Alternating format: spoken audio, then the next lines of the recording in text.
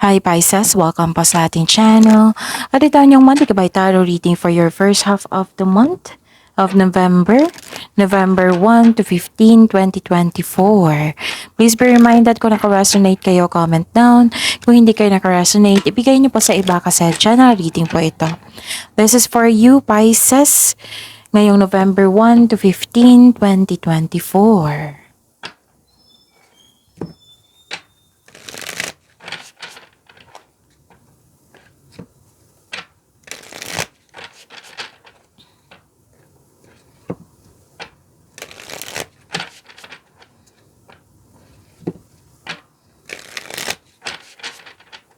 Para po ito sa inyo Pisces ngayong November 1 to 15, 2024.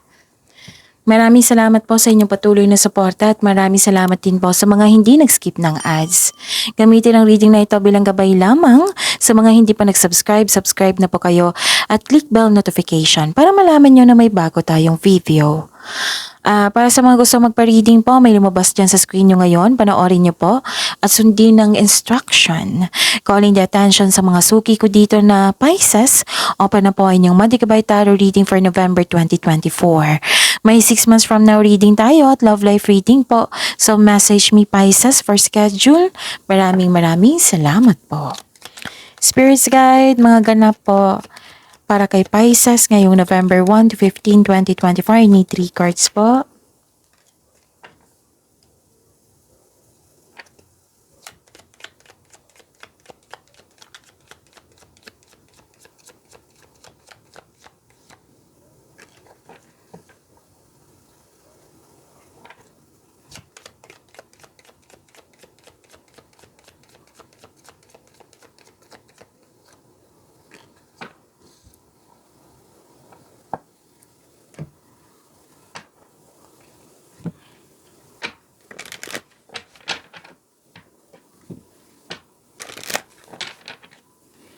Spirits Guide, message siya pa para kay Pisces ngayong November 1 to 15, 2024. Need 2 cards po.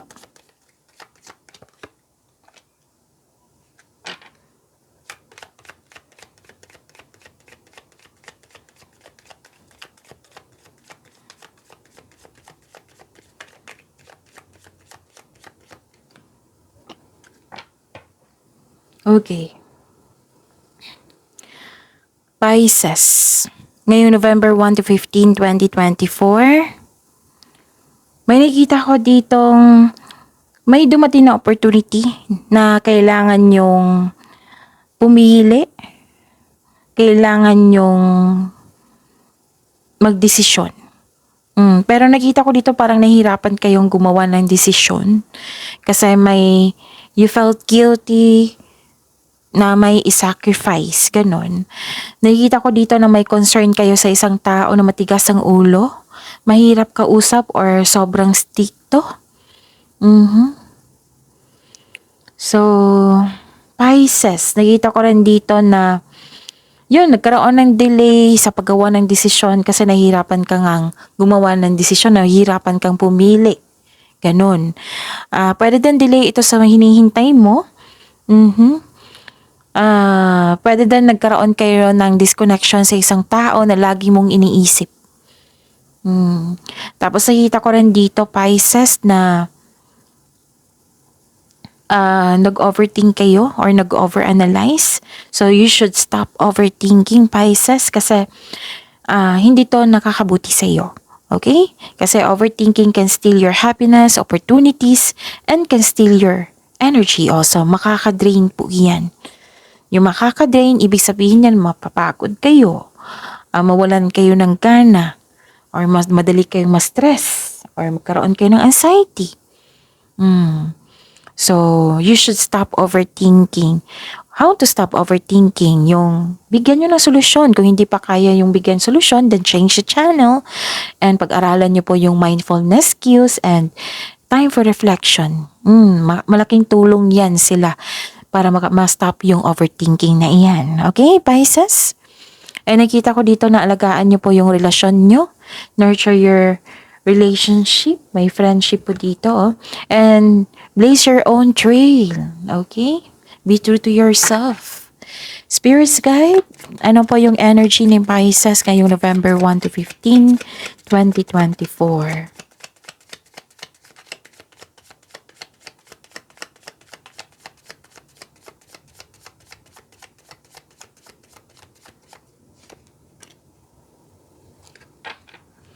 And the clarification of this card po.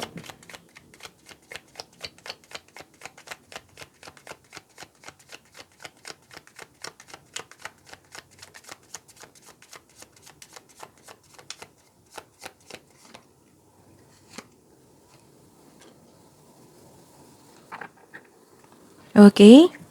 Remember, Pisces, at the end of the day, alam mo na ikaw lang taong may kakayahan at responsable na gumawa ng sarili mong katotohanan at kinabukasan. Okay, Pisces, ngayong November 1 to 15, 2024, ano ang iyong energy? Nakikita ko dito na huwag kayong mag-attract ng negativity kasi nga nakakasama yan sa inyo. So, lumabas din dito from here to here, lumabas din dito yung confusion nyo. At nakita ko yung loneliness. Kailangan talaga ng time for reflection dito. O yung advice ng cards kanina na kailangan ng time for reflection. So kung hindi nyo alam kung paano yan, i-search nyo pa sa Google. Kasi nakakatulong talaga yan para mabigyan ng solusyon yung problema mo, para mabigyan nyo ng yung ma-stop mo yung overthinking na yan, para makapaghinga, para ma-re-energize kayo. Okay? May disconnection sa isang tao dito, lumabas na naman dito sa tatlong cards mo dito from here to here. Tatlong cards ha, 4 na cards na po ang sabit dito. Tapos, may disconnection sa isang tao, palagi mo siyang iniisip.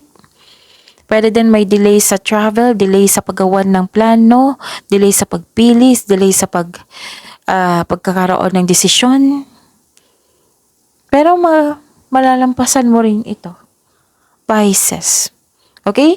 Basta pagsikapan nyo na huwag kayong maging pessimism, huwag kayong mag-attract ng negativity kasi nga nakakasama yan sa inyo. Okay? If you felt lonely ngayon, then i-process mo ito. Kailangan mong ma-overcome itong pakiramdam na ito. Baka kailangan ng pagtanggap para ma-release mo na ito, para ma-let go mo na ito. Acceptance is the key. And let go and move forward para magkaroon ng healing. Okay? Para maging maganda yung flow ng energy mo. Okay? So, yun. At saka,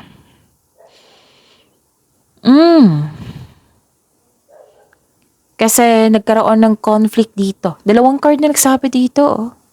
1, 2, 3, 4, 5 cards.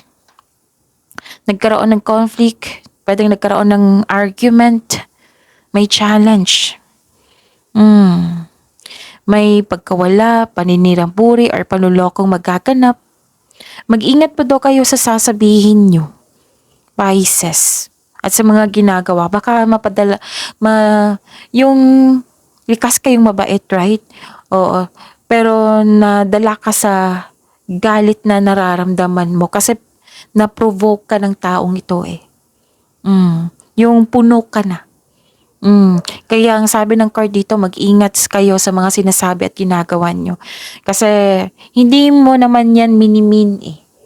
Oo, napuno ka lang sa mga ginagawa ng isang tao na masama sa may ginawa siyang masama sa iyo.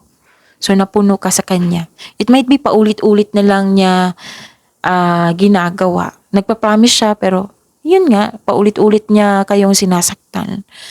So yun, napuno ka na. So para maiwasan na, para hindi na lumaki yung sitwasyon na yan, magpigil. Okay? Control yourself. So yun, this card tells you na pagkakaroon ng pagtatalo or pag-aaway sa isang connection sa isang tao ay natural element of all relationship. Dito mo rin makilala mo yung sarili mo kung paano ka mag-react, kung paano ka mag-handle ng ganitong sitwasyon. Huwag niyong sirain yung sarili niyo nang dahil sa mga masamang ginawa ng isang tao sa inyo. Okay? Kung naging masama siya sa inyo, hindi ibig sabihin na dapat maging masama din kayo sa iyong sarili at sa kanya. Kasi nakita ko talaga dito, may na-provoke lang po kayo, napuno kayo kasi nga nag-aabuso na yung taong yun sa inyo. So, yun ha, hindi ibig sabihin naging masama, gumawa sila ng masama sa iyo na magiging masama ka rin. So, pigilan nyo po iyan. Sabi ng card dito, pigilan nyo po daw yung sarili nyo. Kung negativity yung binibigay niya, anong gagawin mo? Put boundaries. Huwag niyong gagabitin ng negativity ng isang tao. Yes, very natural, normal lang talaga yung conflict, argument. Normal din na magalit tayo. But we should process it in a right way. Hindi ibig sabihin na magiging masama din tayo. Okay? Pero magkakaroon kayo ng pag-uusap dito, Pisces. Magkaroon ng confrontation, oh. So, improve your communication. Sabi po ng card dito. Huwag po daw kayong magpadala sa galit or inis nyo sa isang tao. Oo. Kasi mas kilala nyo yung sarili nyo eh. Mabait kayo sa inyong kapwa, sa inyong sarili. So, dun tayo. Share your kindness to everyone also. Okay? So, yun. Mag-ingat lang talaga kasi parang may masabi kayong masakit. Tapos ma-provoke na naman yung kabila, mas lalong lumala. Okay? Huwag po daw kayong mag-give up. Huwag po daw kayong mag-give up. And listen to your intuition also. Kasi it will guide you away from toxic person or toxic place. Kasi may toxic na tao eh. Know when it's time to walk away. So we are focused here. Kaya nga dito tayo para sa peace of mind. So, help yourself. Help yourself na magkaroon tayo ng peace of mind. Piliin pa rin natin yung peace of mind. Okay? Yun. Piliin natin yung pagkakaroon ng peace of mind. Okay.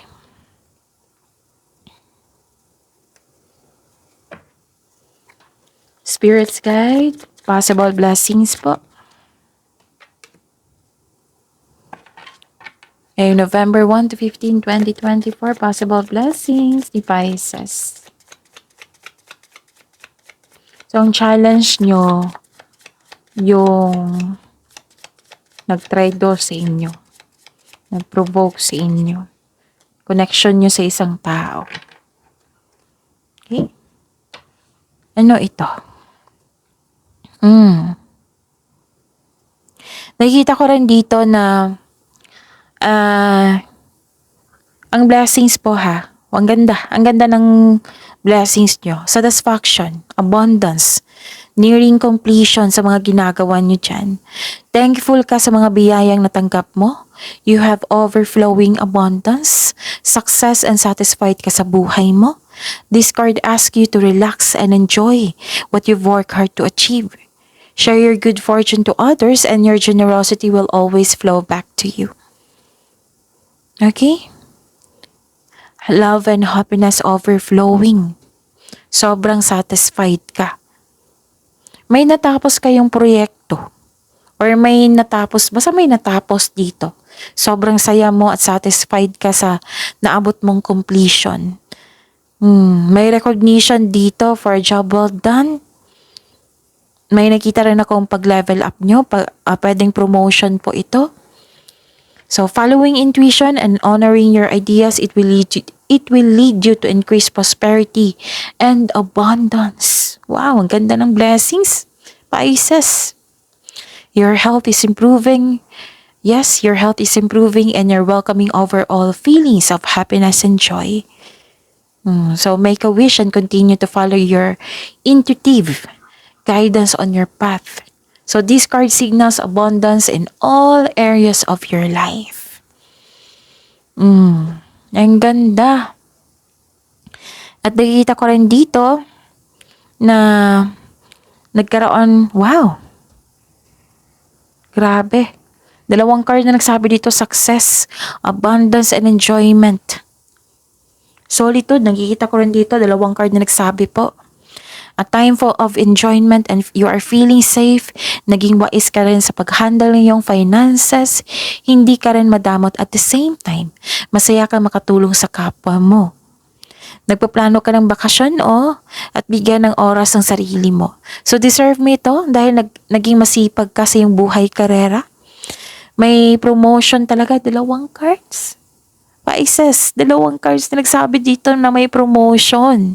Pwede din na marami kang orders ngayon, proyekto, kliyente, customer. Wow!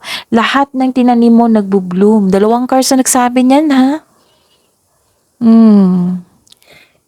So, financial security is yours. So, relax and enjoy mo yung achievement mo. Take a break kung ikaw ay nagtatrabaho para pagbalik mo, recharge ka na. Recharge ng energy mo. Work can wait. You'll still be abundant after a well-deserved vacation. May nag-decorate nga dito or nagpa-renovate ng bahay. Nagbakasyon ng ilan sa inyo. So you are focused on what brings you the most peace. Wow! Ito yung sinabi ko kanina dito na mag-focus talaga tayo sa peace of mind. Sa peace. Okay? Ganda ng blessings nyo, Pisces. Spirits guide. Challenges na ma-overcome ni Pisces ngayong November 1 to 15, 2024.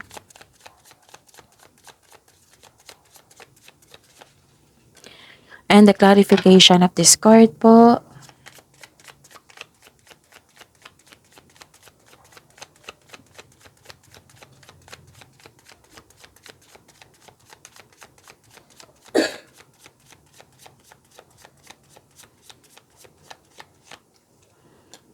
Okay. Maraming salamat po sa patuloy na tiwala at suporta sa ating channel. At maraming salamat din po sa mga hindi nag-skip ng ads. Okay. Partnership, union, may namuong relasyon. This card symbolizes shared feelings and mutual attraction. Mostly romantic partnership ito. Okay. May parating na job opportunity or business partnership. Grab mo na yung opportunity na ito dahil may nakita ako ditong financial growth. Basta pananuhin ng mabuti at sipagan sa araw-araw. So magiging busy kayo ngayon. This is your career and money. Sa mga relasyon, sa mga na nakita ko dito masaya kayo, mahal na mahal niyo ang isa't isa. Very supportive kayo sa isa't isa. Sa mga single may good news sa inyo, may namuong relasyon dito. Kasi may binigay sa inyo na nakatadhana sa inyo. Wow. At saka, this is recovery. Nagkaroon na ng recovery. Wow. This is recovery. This is a good sign na ibinando na mo na yung toxic na tao or toxic place. You have your freedom. So, in health, a difficult cycle is about to end. Nawala na yung obsession ba yan? Or bad habits? Na umiwas ka na sa toxic na tao? Nalampasan mo na yung kung nahihirapan ka, di ba? Nahihirapan ka dito. Nalampasan mo na. At the end of the day, nalampasan mo na. So, this is called recovery. You have your freedom here, Di ba nahihirapan kayo sa paggawa ng desisyon or you're making best choices dito pero nagkaroon ng delay Dito nagkaroon na ng nakapili ka na. So this is liberation, may pag-release dito yung nagkaroon ng freedom. And I consider this is healing. Recovery nga. Okay? Kailangan mo ng time for reflection, ha? Kasi nakikita ko dito nagkaroon kayo ng time for reflection kaya nagkaroon ng recovery. So yun. Ang ganda ng blessings nyo, Pagyamanin nyo ito. Wow. So magbabakasyon ng ilan sa inyo, magpahinga. Kasi nga, sabi ko kanina sa inyo dito, sa inyong emotions na it can steal your energy also. Madidrain ka talaga niyan kung mag-overthink ka. Mag-overanalyze ka, madidrain ka niyan. So, this is good kasi nakita ko naman ng time for reflection dito. Tinulungan mo yung sarili mo. Kaya nga may sabi dito, be true to yourself. Alagaan mo rin yung sarili nyo. Connection nyo sa inyong energy. Okay? So, yon. See you tomorrow, Pisces. Please like, subscribe, and click bell button for notification para updated po kayo sa daily tarot reading natin. Maraming salamat.